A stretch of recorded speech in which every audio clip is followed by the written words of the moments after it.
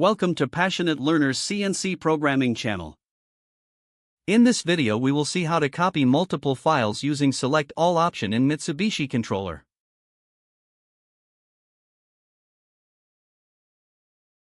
Press Edit button. Press I/O option. Select Device A. Press E to select Memory 2. Select Device B. Press File Set. Press right arrow button. Press Multi-Files option. Press Select Range. Use down arrow key to select the range. Then press Input. Press Fix.